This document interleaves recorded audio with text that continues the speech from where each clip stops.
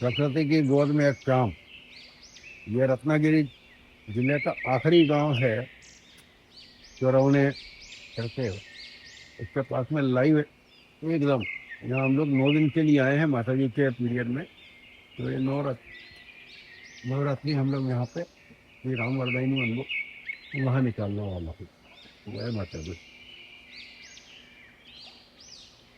ये देखिए अनटच सह्याद्री बोल के वीडियो बन अनटच्ड सह्याद्री। सह्याद्री। यस।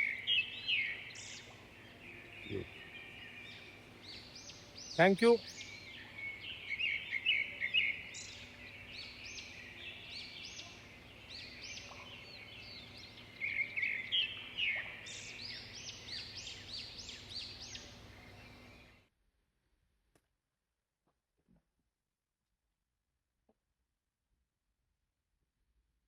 सह्याद्री का वो हिस्सा जो नॉर्मली लोग नहीं आते हैं या कह सकते हैं कि आ भी नहीं पाते।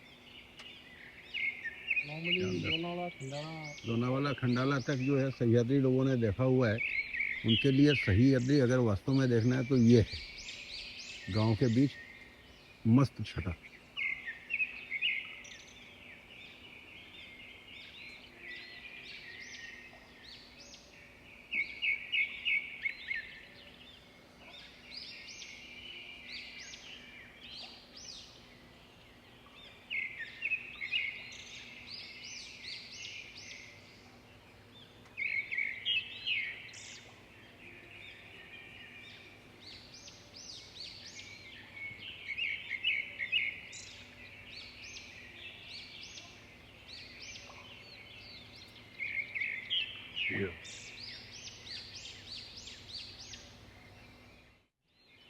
बस वास्तव में यार लाइफ बोले तो ये होना चाहिए। अरे क्या हम लोग उधर पैसे के पीछे दौड़ते रहते हैं, यहाँ भागो वहाँ भागो।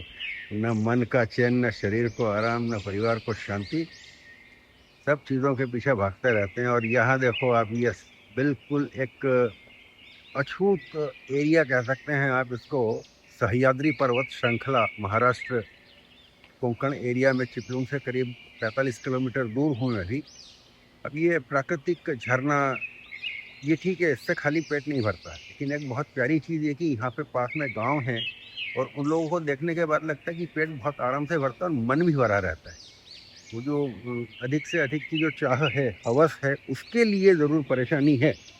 You can not have it. अभी तो यहाँ से एक एसटीवी शुरू हुई है और इट इज़ ब्यूटीफुल।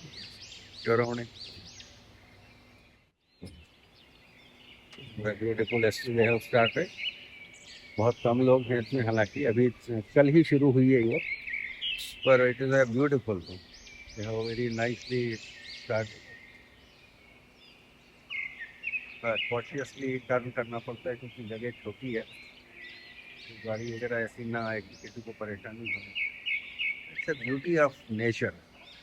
अब हम प्रकृति के साथ कितना सामंजस्य बैठा सकते हैं। अगर मैंने तो ये इस बार डिसाइड किया था, 2 सितंबर को इस एरिया में आया था और जो मंदिर है श्री राम वरदायनी माता जी का, तो वहाँ के दर्शन करने के बाद में मैं तो बिल्कुल मंत्र मुग्ध कह सकते हो कि इसके लिए हो गया था। और ईश्वर की इच्छा थी और परमिशन थी, राजा मैं ये कहूँगा कि उनकी इजाज़त थी। तो मुझे उसी मंदिर में भक्त निवास में एक कमरा उन्होंने दिया और दोपहर का भोजन भी वहीं है। सामने एक छोटा होटल नुमा परिवार का एक वो है दुकान, छोटा सा। पूजा की सामग्री के साथ साथ में वहाँ पे मुझे शाम का भोजन भी मिल सकेगा। और ये जो अपना तो है, कम से कम 8 से 9 लोगों ने मुझे इन 3 दिनों में हर दिन पूछा है येवले का, येवन झाला का। तो ये सिटी में तो बाजू वाला थोड़ी आपके ऑफिस में साथ बैठ के जो काम कर रहा है वो भी आपके साथ खाने को तैयार नहीं होता या पूछने को तैयार नहीं, भैया खाना खाया है कि नहीं, आपका टिफिन नहीं है, भूखे मरो। That is the beauty of.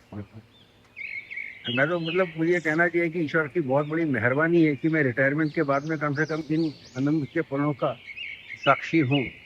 और ये बड़ा मतलब पर्वत श्रृंखला है। मैं यहाँ जब पिछली बार आया था तो अच्छी खासी बारिश हो रही थी, तो वो माहौल और अभी का माहौल, यहाँ चौकी चारों तरफ पहाड़ हैं तो हवा थोड़ी कम रहती है, तो उमस और गर्मी तो रहेगी। लेकिन ये प्रकृति के साथ में जो तालमेल है यहाँ पे, बहुत प्यारा है, बहुत, मुझे तो बड़ा आनंद आया। ईश्वर करे सब इसका आनंद लें कभी न कभी, कहीं न कहीं, किसी न किसी के साथ, या अपने आपके साथ में, खुद के साथ। मैं तो अभी अकेला हूँ, अभी मेरे दामाद जी आए हुए थे तो बड़े वाले साथ में थे, and he left back for Pune along with my second son in law and daughter. चलिए इसी को आगे बनाए रखेंगे। Thank you very much.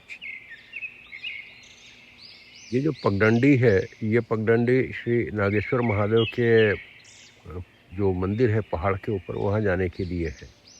और ये साइड का आखिरी गांव है, जो वाड़ी है कह सकते हैं, इसका नाम तो मैं वहाँ गटकर वाड़ी। तो यहाँ पे वॉक के लिए आया हूँ। और ये जो मकान यहाँ सामने दिख रहे हैं, उस सामने की पहाड़ी में ये बीच में एक छोटा वृक्ष दिख रहा है, इसके बिल्कुल सामने वो जो कुछ छोटे हल्के धुंधले से मकान दिख रहे हैं, वहाँ पे मेरे सेकंड सन इन लॉ का पैतृक घर है, गांव है उनका। तो प्रकृति के बीच में सुरम्य वातावरण में, हालांकि ये केवल सर्दियों तक ही ऐसा अच्छा लगेगा यहाँ पे, क्योंकि बाद में गर्मियाँ शुरू होने के बाद में एकदम, चूंकि चारों तरफ पहाड़ हैं, हवा आती नहीं है और गर्मी काफ़ी होती है। तो अभी भी हालांकि दिन में ऐसा होता है कि टेम्परेचर कम होगा, लेकिन ह्यूमिडिटी काफ़ी होती है, पसीने के हमारे परेशान हो जाते हैं। But anyway that is the life. और प्रकृति के साथ में तो यहाँ डॉक्टर्स की भी उतनी ज़्यादा ज़रूरत नहीं पड़ती है। अच्छा है, भगवान की कृपा है। और एक सीरीन एटमॉस्फेयर, एनर्जेटिक माहौल रहता है। हालांकि गांव में करेंगे क्या वाली बात रहती है, तो अधिकतर लोग अपने खेतों में जाना, मंदिर होके आना, खाना वाना और थोड़ा बहुत गपशप मार के अपना लाइफ निकालते हैं।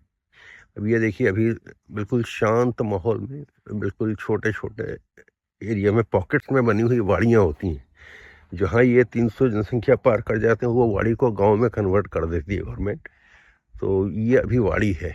और रत्नागिरी साइड या चिपलून एरिया, जो हम कहते हैं कोंकण, तो महाराष्ट्र के ग्रामीण भाग में से अधिकतर लोग बिजनेस के सिलसिले में, अपने जॉब के सिलसिले में मुंबई, पुणे, ठाणे ऐसे बड़े शहरों में शिफ्ट हो जाते हैं। तो यहाँ पे लेकिन एक प्यारी चीज़ है कि वो अपने गांव के प्रति उनका आकर्षण, मोह और अपनत्व छूटता नहीं है। साल में कम से कम 1-2 बार वो अपने बच्चों के साथ में आते हैं। गणपति उत्सव में निश्चित रूप से आएंगे। अभी जैसे यहाँ माता जी का पूजा चल रहा है, तो काफ़ी भीड़ होती है, तो काफ़ी लोग आते हैं।